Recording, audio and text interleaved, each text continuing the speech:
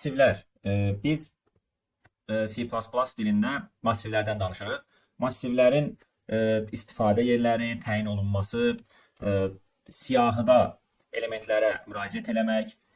Gəlin baxaq. Ümumiyyətlə biz bunlara array deyirik. Yəni bunların adı arraydir.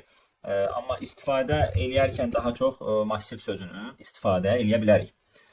Massiv nə deməkdir? Çoxlu, çoxlu sayda. Bunun əsas məqsədi eyni tipli, çoxlu sayda, eyni tipli dəyərləri saxlamaq. Məsələn, ola bilər ki, siz yüzlərlə, minlərlə ədəd saxlamaq istəyirsiniz. Ola bilər siz minlərlə bir adları saxlamaq istəyirsiniz, siyahı kimi saxlamaq istəyirsiniz. Yəni, əsas məqsədi budur. Yəni ki, biz 3 dənə, 5 dənə input vermirik, biz veririk yüzlərlə, minlərlə input və oradakı dəyərləri saxlayırıq massivdə və sonra istifadə edirik. İndi məsələlərdə əsas bizə massivi girişdən oxumaq lazım olur. Bəzi hallarda da olur ki, biz hansısa hesablamalar aparıb bir dənə massiv doldururuq. Sürətli müraciət eləmək üçün, optimal axtarış eləmək üçün. Amma sözsüz ki, massivlər yaddaşda yer tutur və bizim üçün də yaddaş məhdudiyyəti var ki, nə qədər yaddaş istifadə edə bilərik. Adətən 1 milyon, 100 min, yarım milyon, yəni bu civarda biz yaddaşı çox asanlıqla istifadə edə bilirik məsələlərdə. Yəni biz deyə bilərik ki, 1 milyon dənə ədəd saxlaya bilərik. 1 milyon dənə saxlaya bilərik, məsələn, simvollar, adlar saxlaya bilərik. İndi yaddaş daha çox olsaydı bir 10 milyon və yaxud da 5 milyon da istifadə edirik. Əsas yaddaş limitini aşmamaq və zaman mürəkkəbliyini də aşmamaq önəmlidir. Bəs hansı tipdə ola bilər? İstənilən tipdə. Int saxlaya bilərik.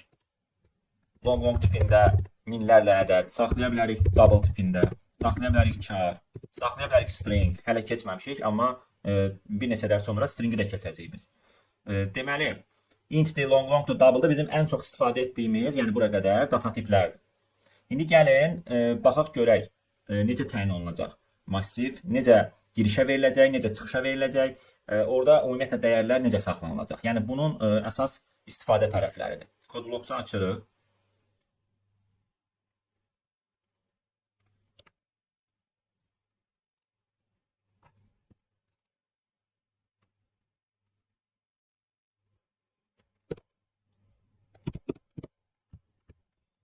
Gəlin, ilk olaraq biz sadə bir nümunə ilə başlayaq. Məsələn, biz ümumiyyətlə massivi necə təyin edirik? Massivi təyin etmək üçün, məsələn, tam ədədlərdən ibarət massiv təyin etmək istəyirsinizsə, int yazırıq. İstənilən bir, məsələn, integer dəyişəni necə təyin edirik? Məsələn, int x, məsələn, int a, int b. Massivin də ilk olaraq tipini göstəririk ki, int və massivə ad veririk. Məsələn, a massivi adını veririksə, sonra kvadrat mötərizədə biz nə qədər burada siyahıda ədəd saxlayacaqsa, o qədər dəyər yazırıq ki, yaddaşda yer ayrılsın əvvəlcədən. Məsələn, biz tutaq ki, bura 5 yazsaq, deməli biz 5 dənə ədədlə bunu doldura bilərik. Bu deməkdir. Və sağ tərəfdə istəsəz birbaşa dəyərləri də verə bilərik, amma biz əsas məsələlərdə bunu girişdən verəcəyik. İndi gəlin ilkin olaraq sağ tərəfdə ədədlərlə dolduraq. Məsələn, 8, 5, olsun 10, 2, 9. Neçə dənə ədəd oldu? 5 dənə. 5-dən artıq biz bu ədəd yaza bilmərik. Niyə görə? Çünki biz 5 dənə yer ayırmışıq. Amma az yaza bilərdik. Az yazsaydı nə baş verərdi? Bu qalan boş hissələri sıfırlarla dolduracaqdı. İndi gəlirik burada bu siyahıya müraciət eləmək. Siyahı ümumiyyətlə ardıcıl indeksləmə biz müraciət edəcəyik. Və bir şey yadda saxlayın ki, massiv yaddaşda ardıcıl ünvanlanır. Bu nə deməkdir? Yəni biz elementlərə ardıcıl müraciət edə bilirik. Elə bir fərz eləyin ki, məsələn, hər hansı bir x yaddaşı hansısa elementi saxlayır, növbəti element x-dan sonra gələn yaddaşı saxlayır. Yəni bu yaddaşda ardıcıl ünvanlandığı üçün biz bunlara indeksdən də müraciət edə bilirik çox asanlıqla. Massiv yaddaşda ardıcıl ünvanlanır. Bu nə deməkdir? Biz birinci ilk elementi çıxışa vermək istəyiriksə, biz deyirik ki, nömrələməni gəlin birinci anlayaq. Nömrələmə neçədən başlayır? Nömrələmə, bəzən biz buna indeksləmə də deyirik. Sıfırdan başlayır. Yəni ilk element sıfırıncı nömrədə yerləşir. onların yeridir. Bizim müraciət eləmək üçün istifadə edəcəyimiz indeks. Məsələn, biz A0-ı çıxışa versək, A0 ilk element deməkdir. Yəni, bu siyahıda ilk element soldan sağa doğru 8-dir. Məsələn, biz A2 yazsaq, nömrələməyə görə 0-cı, 1-ci, 2-ci 10 ədədidir. Biz ən son yaza bilərik A4. Çünki nömrələmə 0-dan aparıldığı üçün 5 dənə də yer ayırmışıq. Deməli, sonuncusu 4-də bitəcək. 0-dan nömrələndiyi üçün. Bu da 9 ədədidir. Və biz bunu run eləsək, 0-cı 8, ikinci 10 və sonuncu 9 ədədini görülür. Massivdə istənilən elementi asanlıqla dəyişə bilərik. Məsələn, biz deyə bilərik ki, A0 elementini dəyişək 18 eləyək. Və artıq bu elementin qiyməti dəyişdi. Yəni, burada daha əvvəl 8 idi, indi 18-dir. Baxmayaraq ki, burada element sayı azdır, biz ümumiyyətlə massivə müraciət edəndə dövrlə müraciət edirik. Və bunun üçün də ən ideal seçim hansı dövr olacaq? İstifadə baxımından for dövrü. Bəli. For dövrü niyə görə? Çünki for dövrünün hardan başlayıb hara qədər davam etməyi və orada indeksi ardıcıl sayğac olaraq istifadə eləmək çox belə effektivdir. Xüsusən də yəni siyahıları gəzmək üçün istifadə olunan for dövrü biz əvvəl də demişik ki, yəni for dövrünü daha çox istifadə edəcəyik, xüsusən də siyahıları gəzməkdə. Biz indeks təyin edirik. Məsələn, i dəyişəni deyirik 0-dan başlamalı. Nə görə? Çünki massivin 0-cı, yəni ilk elementi 0-cı indeksdir. Ondan sonra deyirik ki, 5 sonuncu kimi 5 dənə element ayırmışıqsa, bu 5 daxil olmamaq şərti ilə davam eləməlidir. Çünki 0-dan 4-ə qədər indekslənir. Bəzən belə də yaza bilərsiniz. Kiçik bərabərdə 4. Amma çox vaxt ciddi kiçikdir, ölçüsünü yazırıq. Və i plus plus. Və biz çıxışa nəyi veririk burada? A indeks olaraq dəyişənimiz i-dir artıq. Və i-ni çıxışa verə bilərsiniz. Bu nə deməkdir? Bu ümumiyyətlə bütün siyahını biz çıxışa veririk. Bu nə vaxt istifadə olunur? Məsələn, axtarış eləyəndə, bütün siyahını çıxışa vermək istəyəndə, orada tutaq ki, x-a, yəni 3-ə bərabər olan ədədlərin sayını tapmaq istəsək, ən böyük ədədi tapmaq istəsək, ən kiçik ədədi tapmaq istəsək və s. Yəni bunlar üçün dövr qurub effektiv şəkildə həll edə bilərik. Baxın, 3 dənə çıxış vermişdik. 8, 10, 9. Sonra biz 8-i dəyişdik. 18 elədik və siyahını tamamilə çıxışa verdik. Və aldıq 18, 5, 10, 2, 9. Hansı ki, baxın, burada ədədlər var idi. Onlardan sadəcə 0-cısını dəyişdik. 18 elədik və siyahını çıxışa verəndə dəyişikliyi də görmüş oluruq. İndi bu məsələni biraz daha praktiki hala gətirək, biraz dəyişdirək. Məsələn, başqa bir ardıcıllıqla çıxışa verək. Məsələn, tutaq ki, biz istəyirik ki, bu siyahını tərsinə çıxışa verək. Tərsinə çıxışa vermək nə deməkdir? Sağdan sola doğru çıxışa verək. O zaman biz nə etməliyik? Bu dövrü tərs qurmalıyıq. Neçədən başlamalıdır dövr? 5 çıx 1 olmalıdır. Bəli, 4-dən başlamalıdır. Davam eləməlidir. Böyük bərabər 0-a qədər azala elementləri çıxışa verməlidir. Və bu sağdan sola doğru, yəni tərsinə verəcək. Baxın. 9, 2, 10, 5, 8-i dəyişmişdik. 18 olaraq çıxışa verildi. İndi bunu çeviririk daha çox məsələlərdə ki vəziyyətinə. Yəni məsələlərdə biz necə oxuyacağıq bunu? Biz axı burada birbaşa qiymətlər vermişdik. Bizə lazımdır bunu girişdən oxumaq. Yəni biz bunu ləğv eləsək, biz girişə 5 dənə ədəd verə bilərik. Məsələn, deyə bilərik ki, A0-ı oxu, A1-i oxu, A2-ni oxu, A3. Bu şəkildə davam eləyərdik. Amma bizim üçün yaxşı olardı ki, bunu da dövrlə eləyək. Gəlirik, yenə dövr qururuq. 0-dan kiçikdir n-ə qədər sin a i. Burada n massivin ölçüsüdür. Yəni birbaşa biz 5 yazırıq hələ ki. Çünki görürük ki 5 dənə element ayırmışıq. İndi biz bu proqramı run eləyəndə bu bizdən əslində 5 dənə ədəd gözləyəcək. Nələrin qiymətini gözləyir bu? A0, A1, A2, A3, A4. 4-cü indeksə qədər ədədlərin qiymətini gözləyir. Və run eləsək yazırıq. Məsələn 8, 10, 5, 3, 15. 5 dənə ədəd yazdıq. Enter vurduq və nəticəyə baxırıq. A0 8-dir. A2 5-dir. A4 sonuncu ədəddir, 15-dir. Sonra nə edirik biz? A0-ı 18 elədik. Yəni 8-i 18 elədik və siyahını nə elədik? Sonra tərsinə çıxışa verdik. Baxın. Aşağıda sağdan sola doğru 15, 3, 5, 10 və sonuncusu 18. Burada dəyişdirdiyimiz ədədin qiyməti. İndi gəlirik məsələdə, axı bizə deyəcək ki, səndə 5 dənə element var, 10 dənə element var. Sənə deyəcək ki, n dənə element var. Ona görə biz nə edəcəyik? Biz deyəcəyik ki, gəlin bunun ilk öncə n olaraq ölçüsünü girişə verək. Yəni int n, sin n, sonra n dənə yer ayıraq. Yəni ölçü nə verilirsə o qədər yer ayırın. Yəni o ölçüdən aşağı yer ayıra bilmərsiniz. Yəni artıq ayıra bilərsiniz. Plus 1, məsələn 1-dən nömrələyəndə istəsəz bir dənə də artıq verə bilərsiniz. Amma 0-dan nömrələyiriksə biz ümumiyyətlə massiv standart olaraq 0-dan nömrələnir. Ona görə elə n yazırsınız və buradakı for dövrünün daxilində n işlədirsiniz. Burada da n işlədirsiniz. Burada isə sonuncu n çıx 1 daxil. N çıx 1 yazırsınız. Yəni tərsdən başlayanda. Gəlin bunları da buradan silək. Biraz kodu asanlaşdıraq. Girişə verdik n dənə ədəd. Birinci n-i verdik girişə. Məsələn bu bizdən birinci nəyi soruşur? Giriş olaraq. Deyir massivin ölçüsünü təyin et. Massivin ölçüsünü təyin et. Məsələn mən deyirəm ki 4 dənə mənim ədədim olacaq siyahıda. Enter vururuq. Bu indi bizdən 4 dənə ədəd gözləyir. Yazırıq 4 dənə ədədi. 10, məsələn 20, 30, 40. A0-ı dəyişirik 18-ə və tərsinə çıxışa verəndə görürsünüz 10 dəyişdi 18 oldu. Bu bizim gördüyümüz, baxın bu hissə ki var, bu məsələlərə tətbiq olunan hissədir. Yəni ən çox biz bunu istifadə edəcəyik girişə vermək üçün. Yəni siz kəsr ədədlər oxumaq istəsəz bir dənə bunu dəyişəcəksiniz, double edəcəksiniz. Böyük ədədlər saxlamaq istəyirsə long edəcəksiniz. Məsələn, simvol saxlamaq istəyirsinizsə char götürəcəksiniz.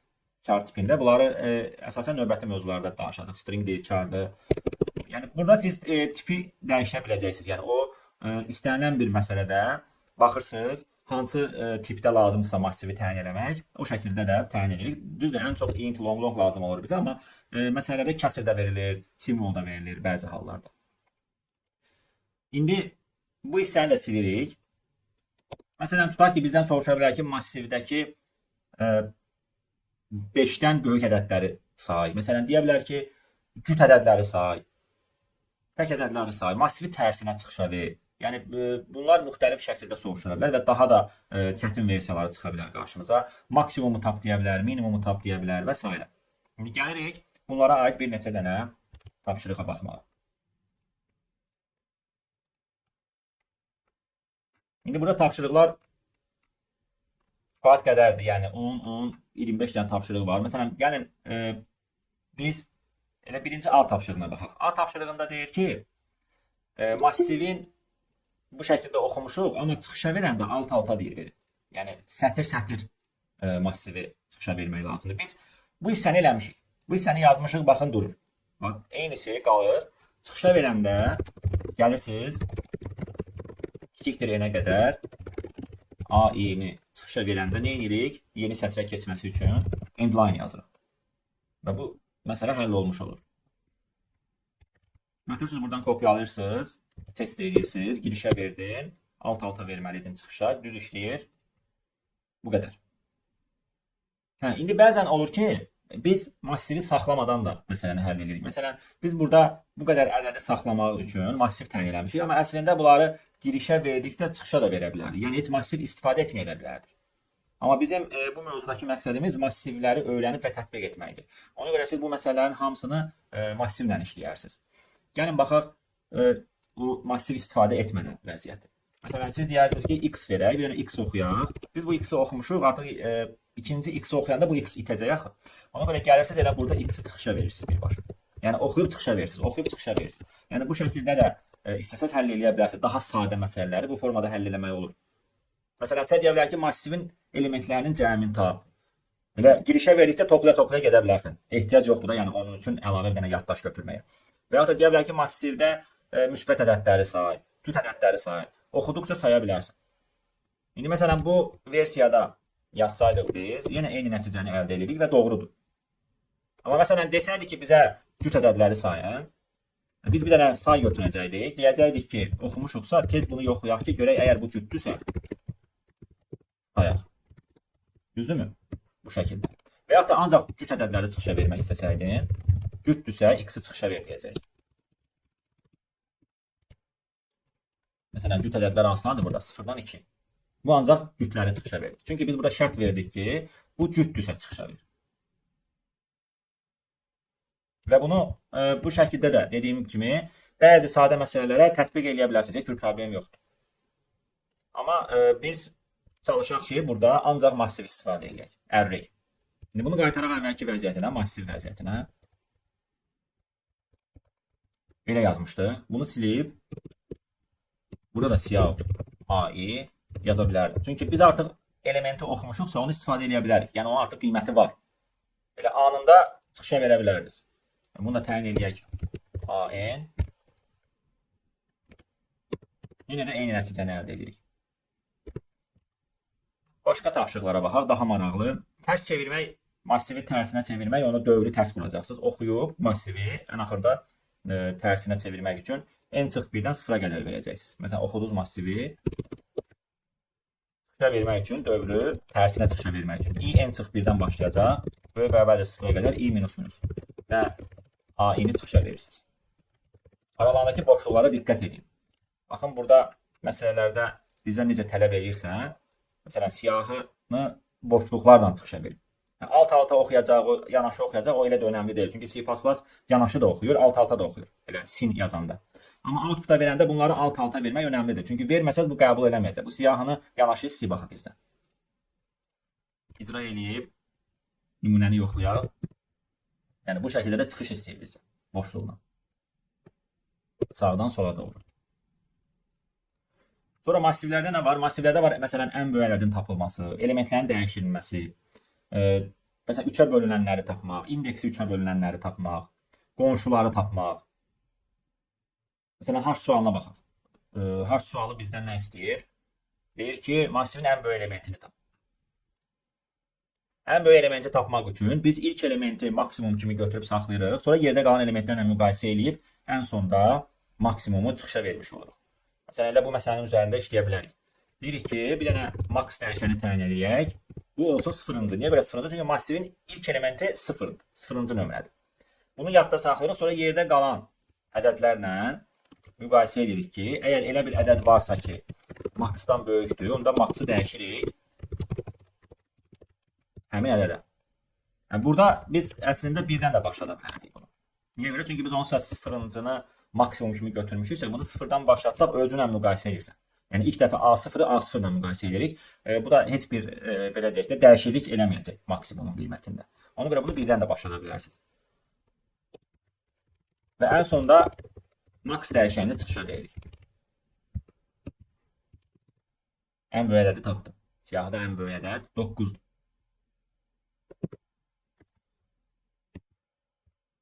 Burada biz hazır funksiyada istifadə edə bilərik. Hazır funksiyalarımız var. Max element, minimum element. Məsələn, ən böyük elementi tapmaq üçün max element. Bu funksiyalar STL, yəni hazır funksiyalardır. Bizə bu adres qaytardığı üçün qarşısına asterisk işarəsini yazırıq ki, qiymətini götürək. Və burada interval göstəririk. Deyir ki, max elementi harda axtarsın? Massivin əvvəli və sonunda. Yəni, başdan ayağa massivin intervalında ən böyük ədədi axtarsın. Max element. Bunun minimum element versiyası da var. Minimumu tapacaq. Sonra başqa funksiyalar da var. Bunları istifadə elədikcə biləcəksiniz. Yəni, biz irəlidə tətbiq eləyəcəyik bunları. Onsuz da bu da yəni STL olaraq arxada bu şəkildə işləyir. Ona görə siz yaxşı olar ki, elə alqoritmik tərəfini öyrənəsiniz. Ondan sonra funksiyaları da öyrəndikcə tətbiq eləyərsiniz. Funksiyalar daha çox həllimizi, belə deyək də, kodumuzu qısaldır. Belə, yəni sürətləndirmir bir çox hallarda. Çünki eyni iş görür. Bu da, bu da. Başqa nəyə baxa bilərdik buradan? Daşdan qabaq bir dənə məsələ var idi. Qonşular. Məsələn, deyək ki, burada iki qonşusu cüt olan elementləri tap. Qonşu deyəndə bu elementin solundakı və sağındakiləri nəzərdə tutur. Və ilk elementin sol qonşusu, son elementin sağ qonşusu olmadığı üçün bunlara baxmırsınız. Ancaq ortadakilərə baxırsınız. Bu elementin solu 1-dir, sağı 3-dür, heç biri cüt deyil. Bu elementin solu 2-dir, sağı 4-dür. Deməli, hər iki qonşusu cütdür. Bir dənə sayırsınız. 4-ün nə solu, nə sağı cüt deyil. 5-in solu da cütdür, sağı da cütdür. Bu da ikinci ədəddir ki, hər iki qonşusu cütdür. Və sahib axırda sayı çıxışa veririk. Bu məsələni necə həll edə bilərik? Qonşuları yazarkən İlk elementdən son elementi nəzərə almaq istəmiriksə, dövrü neçədən başlatmalıyıq biz ilk elementi nəzərə almaq istəmiriksə? Birdən. Və sonuncu elementi nəzərə almaq istəmiriksə, neçəyə qədər davam eləməliyik? -1. Bəli, n-1-ə qədər. Əgər AI elementinin, biz indi i-ci elementdəyik. Bunun solu nədir? AI Çıx 1. çıx 1. Bəli. Əgər bu cütdürsə və sağı da cütdürsə, sağı nədir? AI +1. plus 1. Bəli, bu da cütdürsə, biz nə edirik? Sayırıq. Biz belə elementləri, yəni saymaq istəyirdik ki, neçə dənə belə element var. Sayı təyin edirsiniz 0 və ən sonda da sayı çıxışa veririk. Məsələn, burada 2 dənə. 2 ilə, 3 ilə 5 ədədi idi. Qonşuları, hər iki qonşusu cüt olan. Mövzumuz bu qədər. Tapşırıqları həll edərsiniz.